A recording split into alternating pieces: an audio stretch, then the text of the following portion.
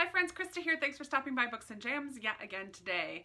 I have quite a big unhaul to share with you today. I recently have done some rearranging in this room, my library room, and I found some duplicates that I had. I found some books that I have read that I don't think I'll read again and I don't feel a need to keep them. And I found a bunch of other ones that I'm just gonna pass along. So most of these books are gonna be going to a used bookstore where I get store credit and I can bring home books that I'm more interested in than these. Some of them will be swapped in that Facebook swap group that I'm a part of. So here we go. I'm gonna start with the pile of duplicates that I have. There's not too many here, but I don't know how I ended up with duplicates. Some of them may be from a library book sale that I just threw in the bag for $5. I'm not sure, but somehow I have duplicates of these books. The Distant Hours by Kate Morton. This is one of the ones of hers that I have not yet read, but I do have one on my shelves already.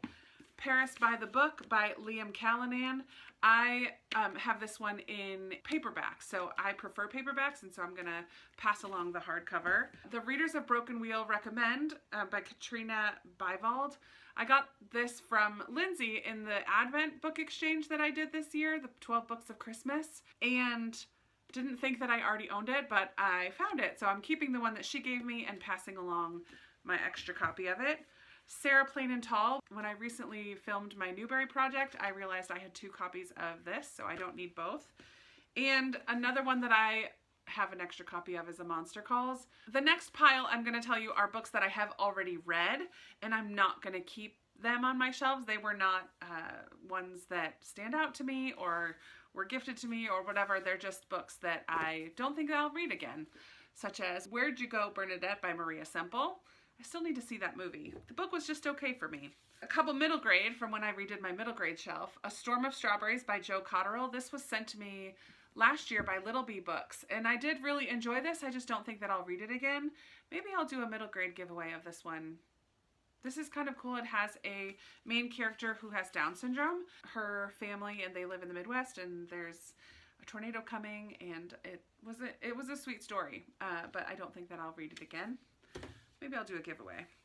The first book in the Amulet series. This is a graphic novel series that I really did enjoy. I read all 8 that have been published so far, but I don't think that I'll go back and read them again. Graphic novels are just not my thing, but I did find this at a library sale and it's in perfect condition, so hopefully this will go to someone who will love it.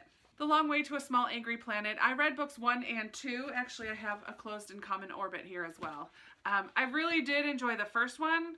I did not care for the second one at all, and I have no desire to read the third one. So I'm going to let these ones go, even though I really did enjoy that first one. I still don't think that I'll ever read it again, and I don't talk about it all that often, so it doesn't need to stay on my shelves. Pachinko by Min Jin Lee. This is a book that I did for my Goodreads read-along group last summer, I believe, and enjoyed it. I really liked the main character at the beginning, but as we got into the next generations, I didn't care as much, and it's kind of a chunker. Not going to read it again. I may have talked about unhauling these before, but I have the Kiss of Deception, the Remnant Chronicles trilogy, Kiss of Deception, Beauty of Darkness, and The Heart of Betrayal. I read these all together 1 month, a couple months ago, or maybe a year ago. I don't remember, but I don't think I'll read these again. This is a YA fantasy series. I enjoyed it at the beginning. By the end, I was ready for it to be over. Oh, this should have been in the duplicates. A book that I love is The Light Between Oceans by M.L. Stedman. I do have a copy of this on my shelves that I'm going to be keeping.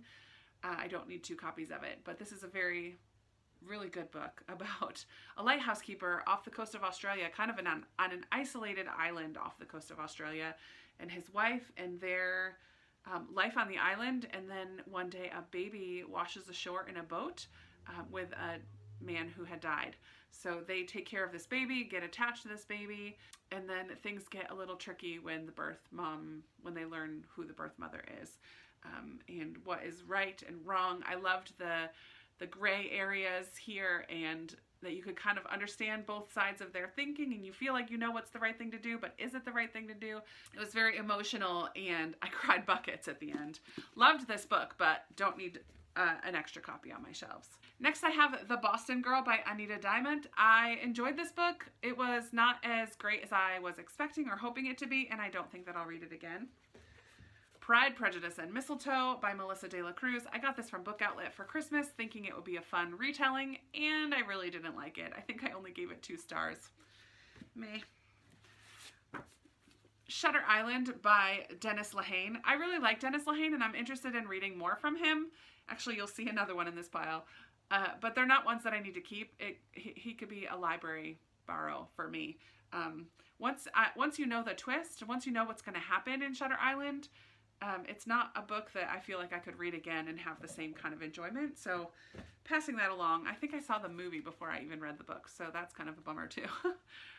Mr. Penumbra's 24-Hour Bookstore by Robin Sloan. Yeah, I listened to this one on audio and enjoyed it, but didn't love it. There you have it. Here's the other Dennis Lehane book that I have completed, Since We Fell. I got this one from Book of the Month. It was good. It was like 2 different stories, or 3. There's different sections in there that were completely different from each other. It was very strange. Faithful by Alice Hoffman, which is a gorgeous cover. About 2 friends who get in an accident. One of them kind of goes into a coma or something, and the other deals with survivor's guilt. It was an okay story. I just don't think that I'll read it again. How many times am I going to say that? Ruby by Cynthia Bond. I read this pre-BookTube days. Don't need to keep it. And The Unseen World by Liz Moore. I forget what her newest one is, but I definitely want to read her newer book that's out that a lot of people have been talking about lately. But I don't think I'll read that one again. The last stacks of books that I have here are ones that I have not read, and I've kept on my shelves for different reasons, but I just think it's time to let them go. This first few have really beautiful covers, but I just don't think that they're going to be the books for me. The Immortalist by Chloe Benjamin. The more that I heard about this, the more I just thought, I don't think that I'm going to really like that. And I did hear mixed things at the beginning, but then last year it was on my TBR cart, and I know a lot of people recommended it to me, but I just don't think that it's the book for me. I love the cover of this one, The Watchmaker of Filigree Street by Natasha Pulley. It has that buttery soft, and it has a cool little hole here for the end papers. It like shows through. Very cool cover design, but again, I just don't feel like it'll be interesting for me. Queen of the Tearling, you've seen that I'm going to unhaul this one when I talked about my TBR card at the end of 2019. It's a massive YA fantasy, and it's the first of a series. I'm not interested in reading anymore. 2 Book of the Month Club picks from ages ago. The Ministry of Utmost Happiness by Arundhati Roy. I think the size of this is just intimidating to me. And I have a bunch of other big books that I'm more interested in reading than this one, so bye. And We're Off by Dana Schwartz. I don't know if this was an add-on or if it was my pick one time. I know nothing about this, but letting it go. A couple more YA that I'm letting go is The Savage Song by Victoria Schwab. 26 Kisses by Anna Michaels. And The Raven Boys by Maggie Stiefvater. I kind of feel bad about letting this one go. Maybe I'll read that series someday, but today is not that day.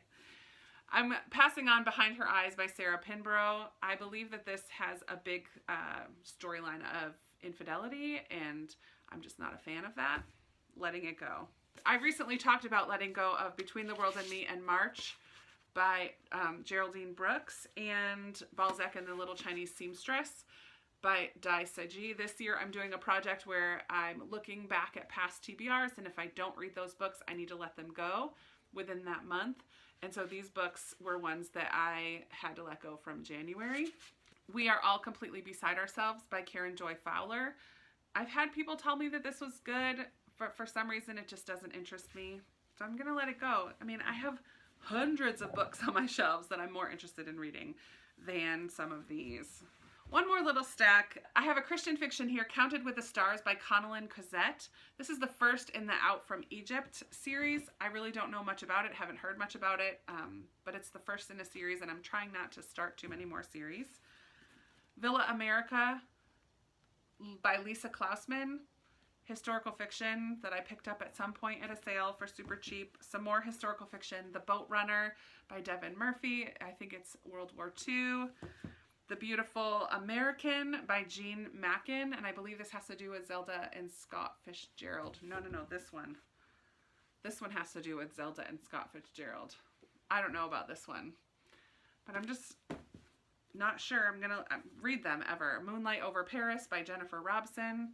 She wrote The Gown, and I am keeping The Gown, but I am letting this one go. And The Housemaid's Daughter by Barbara Much.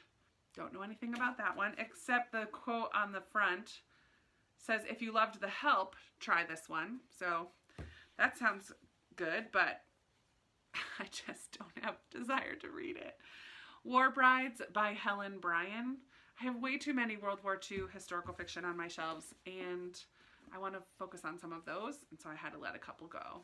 And then The Sleepwalker's Guide to Dancing by Mira Jacob. Don't know anything about that one either. It feels good. Like, part of me holds up these books and I'm like, oh, but maybe I will be interested someday. But honestly, some of these have sat on my shelves for a really long time and still I haven't read them. So it just feels good to get them off the shelves and then be able to focus on some of the other ones that are here on my shelves. I have a little bit more wiggle room on my shelves. There's room to set up my books a little bit differently so that they fit a little nicer and display a little nicer, and highlight some different books that maybe I haven't focused on because I've just been so overwhelmed by the amount of books on my shelves. I have a friend from my church who is taking a job that later this summer. She's going to be a traveling x-ray tech. So she's going to go to different hospitals around the country for a certain amount of time and then travel on to the next one. So I was like, so everything you own has to fit in your car? And she's like, yep. And I kind of was motivated by that to minimize a little bit. I like having a lot of books on my shelves, but it does become excessive when I don't get excited about all the books that are on my shelves. So it just feels good. There you have it. I've unhauled some books. Don't try to convince me to keep them because these ones are probably going to be gone by the time this video goes up. So, sorry. If you read any of them and loved them, I would like to hear, because maybe someday I'll get it from the library. But for now, it's not going to be on my shelves anymore. But let's chat down in the comments below. You guys know I love talking with you down there about these books, about anything else that you want to talk about.